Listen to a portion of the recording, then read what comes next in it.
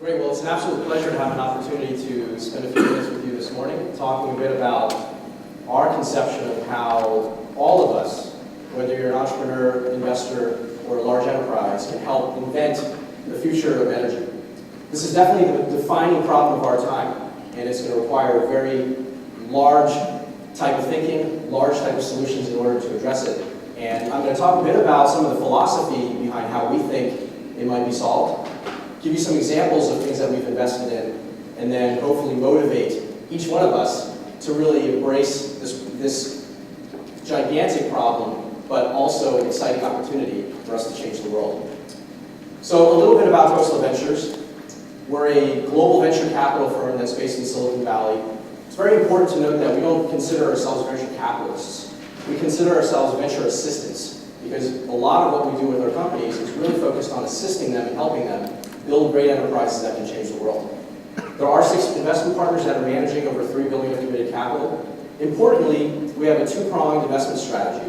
We have a seed investment structure, a $300 million vehicle that invests in very early stage science experiments, and then we have a $1 billion main fund that at the right time can take over the investment and see it to fruition.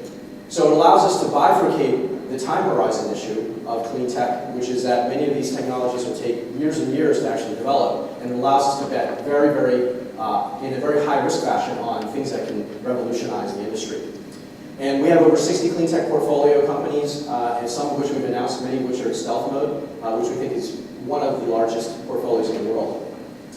One of the important aspects of the way we think about investing and the way that we think about helping our companies can be summed up in this quote. Michael Jordan once said, "Our willingness to fail gives us the ability and opportunity to succeed where others might fear to tread."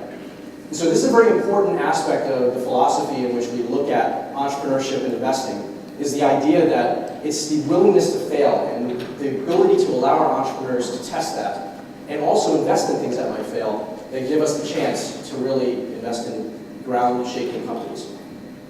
So I'm going to start off by talking a bit about philosophy.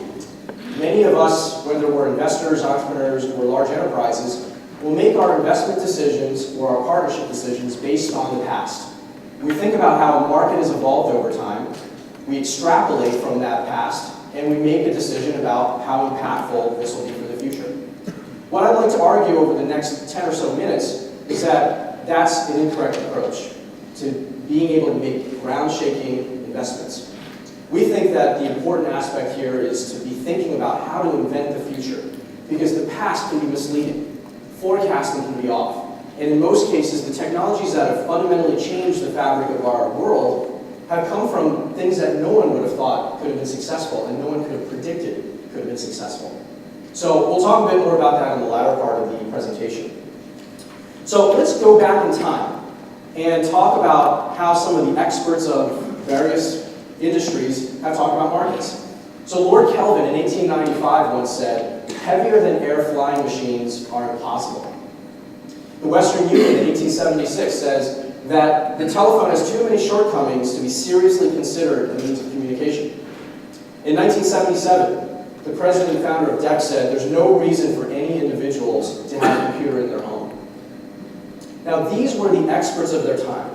These were the analysts that you would call up if you were a stockbroker or if you were a large company making a decision about whether or not to invest R&D in a new industry. And if we had believed the experts of their time, the folks who knew the most about these industries, then folks like the Wright brothers, Steve Jobs, Alexander Graham Bell, would never have actually undertaken the inventions that they created to change the world.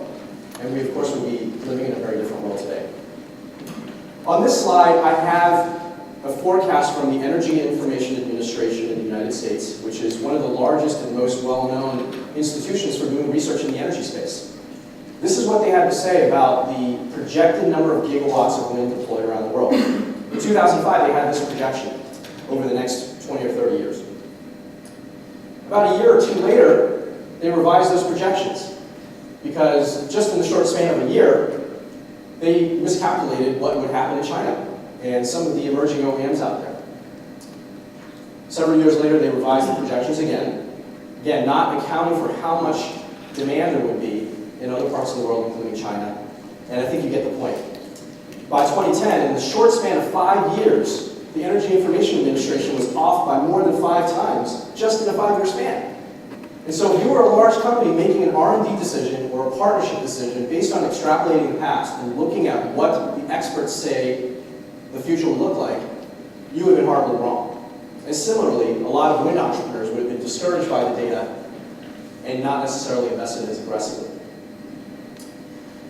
McKinsey is a very well-known management consulting firm and certainly a source of a lot of expertise. And looking at the IT industry for a moment, in 1980, they made some very extensive predictions about what the mobile phone industry would look like in the year 2000. They extrapolated the technology. They looked at how a market would evolve over time. And they had some rough estimate for how many handsets would be happening around the world. Of course, actually what happened in 2000 was they were off by well more than an order of magnitude, almost 2 orders of magnitude. And this is one of the top management consulting firms in the world with access to the best resources, researchers, and so forth, that made a prediction about what a market would look like. What they could not have accounted for was how quickly Moore's law would shrink the size of various devices. They could not have accounted for a briefcase-sized cell phone turning into something that fits in your pocket. I carry 2 cell phones everywhere I go. And they certainly could not have predicted the level of interactivity that folks would have with their cell phones, whether it's surfing the mobile internet, using the device for many other reasons besides making a simple phone call. So again, the experts of their day making a projection about a market horribly off. This is a bit of a busy slide, but I'm going to try to explain it. On the x-axis, you have per capita GDP in different countries. And on the y-axis, you have the amount of oil consumption per person in that country. So what you can see here is on the bottom left, you've got China, which are the red dots, that they're earlier in their company development cycle, or rather the country's development, and so they have a lower oil consumption per person. This compares to the US, which is on the top right. Of course, they have more wealth in their nation on a per capita basis, and each person uses more oil. So, let's go back to the Energy Information Administration once again. I hate to pick on them because they're a great organization with a lot of good research. But on the gray line, we have what they predicted as China's oil demand over the next 20 years and how that would evolve based on current understanding of GDP per person and current oil consumption. If I extrapolated in the red line China's GDP growth to the way that Korea looked in the 70s, 80s, and 90s, I would have a sharply different curve. Because in that country, per capita oil consumption increased with growing wealth in the country. That hasn't been extrapolated into the EIA predictions. Now, if I were to take the same numbers for post-war Japan, post-World War II Japan, and overlaid those on the EIA data, I would get, again, something that's much more sharply up and to the right. So again, taking the expert predictions on how a market is going to evolve often leads to not looking at the unknowables. And in this case, the unknowable is how quickly per capita GDP could increase in China and how that might inflect the oil consumption in that country. And that ignores all the other developments that might happen, right?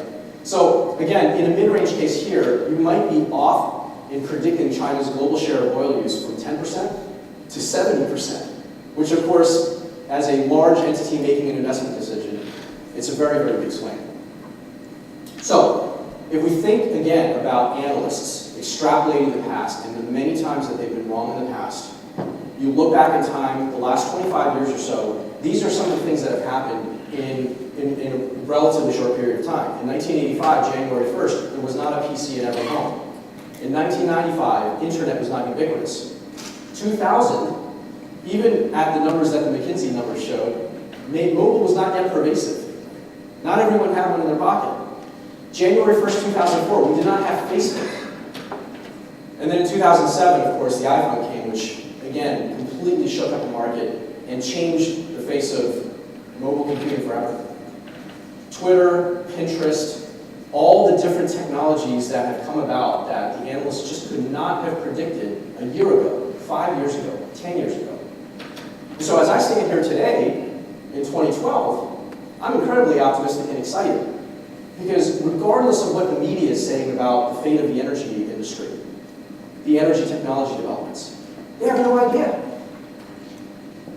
And so as an investor, entrepreneur, or a large company, there's a lot of reason for optimism because over the next 10 years, a lot of the investments that have made in this decade in the energy technology sphere will translate to technologies that we just can't even imagine. We can't imagine what type of battery technologies will emerge with energy densities that are multiples of what they are today and how that changes the market. We can't imagine what will happen when solar cell prices continue to come down and beat grid parity everywhere around the world with newer technologies with higher efficiencies. We just can't imagine how those markets are going to develop. So as you're sitting there making those types of decisions, you need to take into account the unknowable. And that, for me, is what makes me excited about doing what I do. So I think a lot of the way that we think about investing at Khosla Ventures is really about how to invent the future. How do we invest in the technologies that would show up in the prior slide 10 years from now when I'm back here giving a presentation on what happened? We look for black swan technologies that are fundamentally unpredictable, unknowable, and have the ability to completely transform an industry. So most, unfortunately, don't go to where the disruptions are. Part of this is a structural reason, but there's also a habitual reason. On this slide, on the x-axis, I've got the chance of disruptive impact for a technology. And on the y-axis, I've got the probability of the technology succeeding.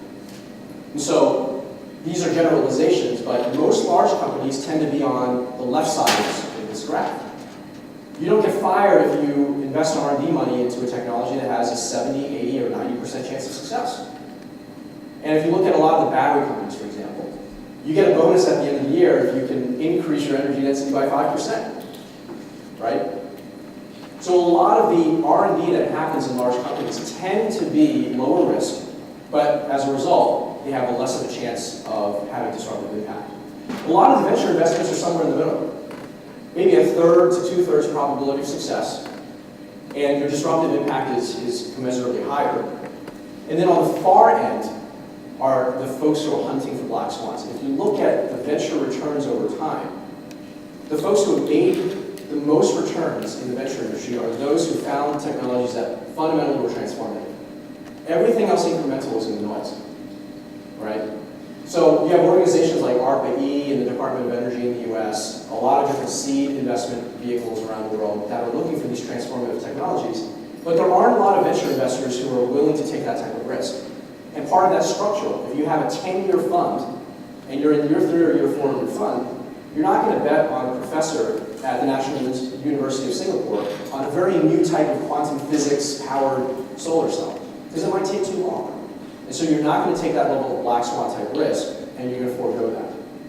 So for the folks who are doing large company investment or venture style investment, I encourage you to rethink the model to allow for this type of early stage investment, this type of disruptive investment, because that is what it's going to take in order to change the world. So that prior slide is one of the reasons why venture returns have not been similar across the various stages of venture. If you look at this slide, the blue line shows the upper quartile of venture capital investors. The red line shows the lower quartile. And so there was a point up until the mid-90s where everyone was making money. All of the venture capital firms were making a ton of money. And you had this spike in 95, 96, and 97, which was Web 1.0, that created crazy type returns, right? Which even brought more money into the cycle. When the bust hit in 2000, what happened was a lot of the venture firms who had joined the industry or ones that weren't really hunting for the most disruptive investments started to fall. And the type of returns fell dramatically. And today, what you see is a clear bifurcation of the folks who are really betting on the more disruptive technologies, the higher risk technologies, making an overwhelming amount of the returns in the industry. And what this slide doesn't show is that the top 10% of the firms in venture capital and private equity are probably generating 90% of the returns for the industry. And so it's very important to really pick your pick partners well and understand the nature of why they're able to generate the returns that they do. And if you kind of fast forward this to the 2010 and 2011 timeframe, you'll see that the divergence has increased dramatically between the blue and the red line.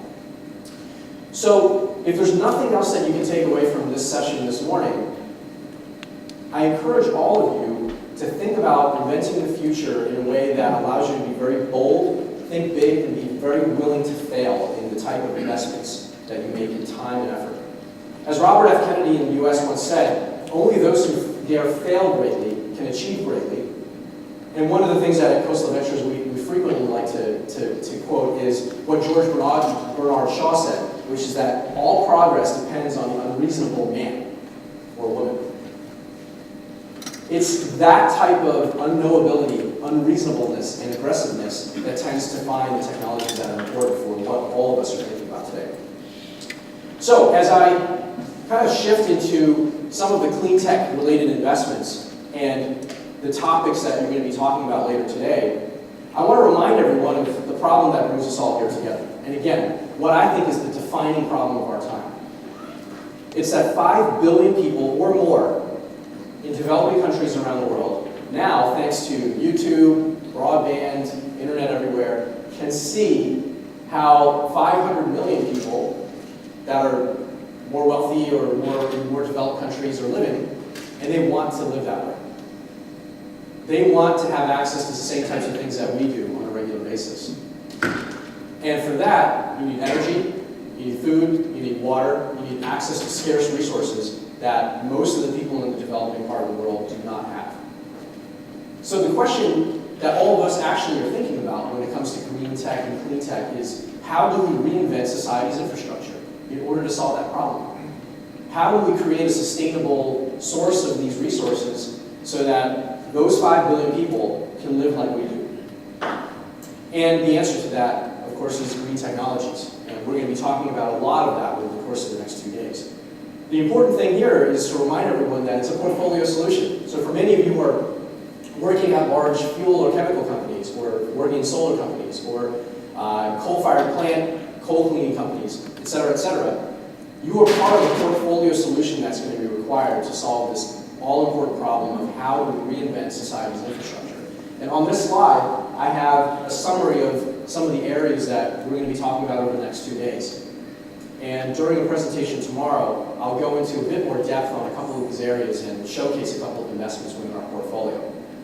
But for right now, just so that you have a general sense, we've made an investment in all of these areas. For us, it's about transformative technologies that can revolutionize an industry, and we're agnostic to which industry we're talking about. So again, tomorrow I'll go into a bit more detail on some of these. Now, are these black swans or not black swans? I'd like to argue that the investment strategy that we've had at Khosla Ventures pushes us to think about the one line or 2 lines that expresses why a technology or company can be a black swan. And so for each of these companies here, whether it's Kior, that's attempting to produce crude oil with the only technology that achieves competitive cost today and gets you to a crude oil that typically would take millions of years to create. Or a company like Pelion, which is developing magnesium-ion battery technologies that will leapfrog over today's lithium-ion technologies and create a multiple of the energy density. Not 5% improvement, but 200 or 300% improvement in a technology that's much safer. Or a company like LanzaTech, which is converting waste gas, like carbon monoxide and carbon dioxide, into valuable fuels and chemicals using a biochemical process. It has companies like Baosteel, in China, the largest steel manufacturer in China, entering into a JV with a startup company in order to try to solve this problem. Each one of the technologies that we invest in at the start, we believe are black swan technologies. And again, tomorrow afternoon, I'll have an opportunity to go a bit more detail into several of these. So a couple of really quick words on Asia. I'm sure that it doesn't surprise anyone that Asia, and China in particular, is really emerging as a leader for clean technology development and deployment. These graphs show the installed renewable capacity, the growth capacity for China versus the US versus a number of the developed countries in the world. And you can see that China very recently has overtaken the US in the amount of renewables deployment, despite a standing start about 5 to 10 years ago. They continue to lead in clean tech investment. One of the numbers that they've thrown around is $80 billion of investment every year over the next 10 years. And this compares to a lot of countries, including the US, that are still arguing over how many billions we're putting here or there every year, and a lot of the political gridlock that is slowing that type of development. In China and more broadly in Asia, those types of barriers are less high. And there's a a government and corporate commitment to really support sustainable technologies, which is going to be an important theme as the conference develops today. This shows China's target for investment, again, over the next 10 years, compared to what currently the United States has indicated in terms of congressional action to deploy. So you can see, if things go according to current chart and course, the US is going to be falling behind places like China and other parts of Asia in terms of the renewables deployment. So the folks in this room today are truly part of the vanguard for the next generation of renewables deployment, because there is that type of investment happening here today, and that type of insight has already been had here.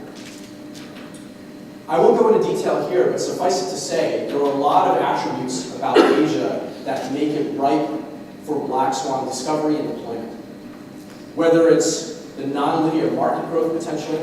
Of course, in China, many of these industries are so nascent that there's an opportunity to leapfrog in technology, so we don't know how large the market potential can be. And again, that unknowability is important for black swan discovery. There's great network effects. There's fast cycle of ideation and experimentation. One of the things that we've found is that a lot of the Asian corporate partners that we talk to are willing to take chances on startups in a way that perhaps is a bit more aggressive than the Western world. A lot of the local governments are putting in a lot of capital into helping spur competition and development of technologies. And of course, in Asia, the culture of entrepreneurs that don't fear failure is prevalent. And in many cases, we have first-generation entrepreneurs that are thinking about technologies and developments that don't have the burden of the past failures to hold them back. So all of these things make Asia a very interesting place for the deployment of black swan technologies and the discovery of them. So in closing, just as a reminder of some of the technologies that have made their way here in the US, I have a slide here with just some of the logos of companies, including several coastal companies, Lancetech and Ecomotors being two of them, that have found a very interesting home in Asia for deployment. And in many of these cases, the innovation cycle is going to complete in Asia. And again, I think there's going to be a lot of discussion around that and more examples to come as the conference unfolds. So at the risk of giving a forecast, because I told you earlier that you shouldn't trust expert forecasts, I will say a couple of things about what I think will happen in the next 10 years and beyond. The rate of change is going to accelerate. Technology, ubiquity of information, and the fast speed at which information is flowing and capital is flowing is going to make the rate of change accelerate. And so as an entrepreneur, large company, or investor, it's critical that you're adaptable and you're agile in this type of environment. There's going to be a lot of fun, a lot of fortunes and failure, and importantly, innovation and entrepreneurship are going to continue to thrive. In the industry that we're looking at today, we're in the second inning of an extra inning game, to use a baseball term. We're still in the very, very early part of an industry's development, and I think it's an incredibly exciting time to be involved with inventing